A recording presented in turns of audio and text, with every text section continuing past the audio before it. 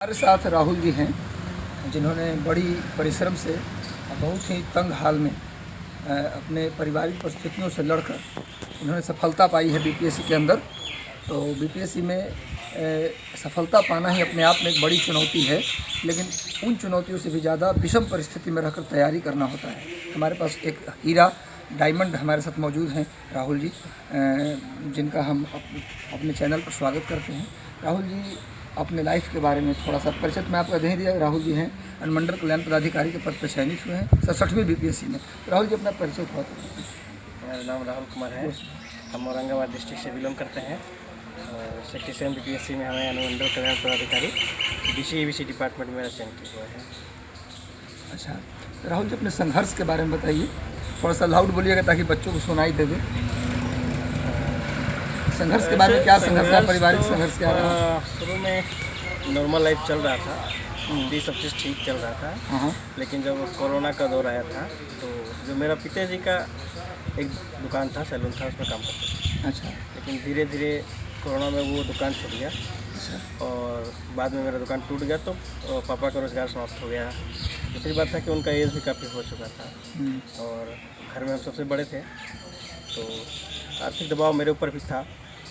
लेकिन फिर भी हम कुछ कर नहीं पा रहे थे। लगातार प्रयास कर रहे थे, बहुत सारे एग्ज़ाम में हम सफल नहीं हुए। एक साथ उस समय जब 2023 से पहले, अक्टूबर 2023 से पहले 66 का एग्ज़ाम दिए थे, लेकिन इंटरव्यू तक पहुंच के मेरा फाइनल सेशन नहीं हुआ। उस समय हम एक साथ 3 एग्ज़ाम फेल हुए थे। यूपी का एग्ज़ाम था, एनटीपीसी का भी फर्स्ट लिस्ट आया था, उसमें मेरा नाम नहीं था। तो एक साथ हम फेल हुए थे, तो फिर भी मेरे ऊपर एकदम प्रेशर आ गया। मेंटली प्रेशर भी थोड़ा सा हो रहा, थोड़ा डिप्रेशन टाइप के भी हमको तब महसूस होता था। लेकिन फिर भी हम तमाम कारणों से पीछे नहीं हटे, फिर भी मेहनत करते गए। घर से भी सपोर्ट मिला कि तुम कर सकते हो, इतनी लगन थी मेरे अंदर और मुझे विश्वास था कि मेहनत करके हम निकाल सकते। चलिए, तो राहुल जी बता रहे हैं कि कितनी विषम परिस्थितियाँ थी, लेकिन एक चीज़ आपके साथ था कि आपके परिवार का पूरा सपोर्ट था आपके साथ कि तुम करो। चलिए, तो एक भले ही आर्थिक परिस्थितियाँ विपरीत हों, लेकिन परिवार के लोगों का समर्थन जब मिलता है तो आदमी अपनी जो सामर्थ्य है उसका पूरा उपयोग कर पाता है। तो ये बहुत अच्छी बात है। लगातार आपके संघर्ष से बहुत लोग प्रेरणा लेंगे। तो मुझे बताइए, थोड़ा तैयारी के दौरान जो इंसान अभी 17वीं बीपीएससी का फॉर्म आने वाला है, अभी फॉर्म आया नहीं है, तो तैयारी के दौरान एक विद्यार्थी को 2 प्रॉब्लम होता है मेरे ख्याल से।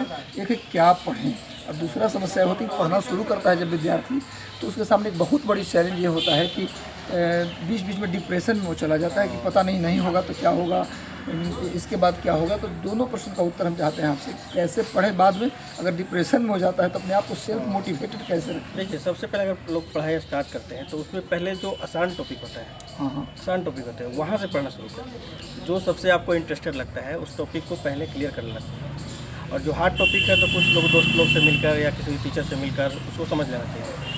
तो पहला समस्या तो ये है। दूसरी समस्या है कि बीच में डिप्रेशन आता है, तनाव आता है, लगता है कि एग्ज़ाम होगा कि नहीं होगा। तो उस स्थिति में हमें ये सोचना चाहिए, या कुछ आसपास के लोग अच्छे कर लिए होते हैं, हमारे दोस्त ही थे। जैसे हम क्या करते थे कि मेरा दोस्त था, अच्छे लोग पोस्ट पर जा रहे थे, दरोगा बन गए थे, कुछ बीएसएफ में थे, सीएसएफ में थे, आर्मी बहुत अच्छे पोस्ट पर जा रहे थे। तो उनको देखता था कि वो किन परिस्थिति से पहुँच गए वहाँ, तो हम भी उनसे मोटिवेशन लेते थे। दूसरी बात, हम घर की परिस्थिति देखते थे, लगता था कि अगर मैं नहीं करूँगा तो आगे क्या होगा, कैसे होगा, उसका भी दबाव था। तो घर की परिस्थितियों को सोचकर भी हम लगातार मेहनत करते थे दिन भर। और उसके अलावा मुझे कहीं मन नहीं लगता था, सब चीज़ का जो गुस्सा आता था हम पढ़ाई से ही निकाल लेते थे। हाँ, तो डिप्रेशन में इसी सब आया। तो ये तमाम अपनी परिस्थितियाँ को समझिए, आपसे जो आगे है उनको पकड़ने का प्रयास कीजिए। मतलब आप 2 चीज़ बता रहे हैं कि अपने घर के अभी पढ़ने का मन न करे, अपनी मम्मी पापा की परिस्थितियों को देखिए। इतना दिन जो आपने मेहनत किया आखिर वो बेकार चला जाएगा। आखिर परिवार की परिस्थिति आपका दूर कैसे होगा?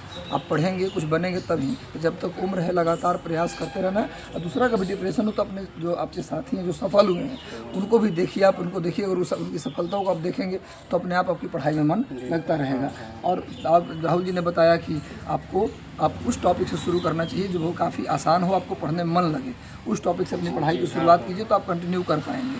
इस तरीके से रेगुलर पढ़ना चाहिए, रूटीन बना के ही पढ़ना चाहिए और रिवीजन मस्ट इम्पोर्टेंट रिवीजन करना चाहिए। करता अच्छा, ये तो प्रीलिम का हो गया। मेंस के लिए आंसर राइटिंग को लेकर बहुत लोग कहते हैं कि आंसर राइटिंग में उनको चुनौती होती है कि कहाँ शुरू करें, कैसे शुरू करें, ये चुनौती होती है। तो उसमें भी टॉपिक्स है, जैसे GS1, GS2 और एसए का पेपर। लिखना कैसे शुरू करें? तो लिखना टॉपिक फिक्स है, उसको पढ़ लें और फिर लिखना चालू कीजिए। अच्छा, आंसर राइटिंग में किन चीज़ों का ध्यान रखें? आंसर शीट में वो तो क्या होता है, वो हैंड राइटिंग थोड़ा ठीक होना चाहिए और उसका प्रेजेंटेशन अच्छा हो। अब प्रश्न का जो डिमांड है वो उसके हाँ, और डिमांड पूरा होना बस उतना ही आंसर लिखना है, फालतू बात नहीं फालतू कुछ लिखनी। नहीं। हाँ, अच्छा, चलिए, बाकी इंटरव्यू के लिए भी कुछ विशेष तैयारी आपने किया था? तो हाँ, इंटरव्यू के लिए तो हम सर से भी मिले थे। सब वो तो है, लेकिन लेते हैं। क्या ध्यान रखना चाहिए बच्चों को? ध्यान रखना चाहिए कि जो पूछ रहे हैं वहाँ पर पैशन ध्यान रखिए। ये नहीं कि सर आने के सामने लोग 4-5 लोग के सामने आने से थोड़ा सा प्रेशर होने लगता है। उस प्रेशर को अगर आप हैंडल कर लेते हैं, आसानी से बात कर लेते हैं सामने वाले से, तो आपको, मुझे नहीं लगता है कि आप अभी राहुल जी 69वीं BPSC का इंटरव्यू होने वाला है, तो उनके लिए खास कर किन किन विषयों का ध्यान रखा जाए ताकि इंटरव्यू में बेहतर मार्क्स आ जाए? देखिए, जैसे लोग प्रीलिम्स में ही अगर अपने आप को लगता है कि BPSC करना है, तो उस समय से ही अपने अंदर मन में आना चाहिए कि मतलब 69वीं का इंटरव्यू आने वाला है, आने वाला है, तो उनके लिए वही है कि जो भी टॉपिक्स है करंट से भी कुछ पूछे जाते हैं।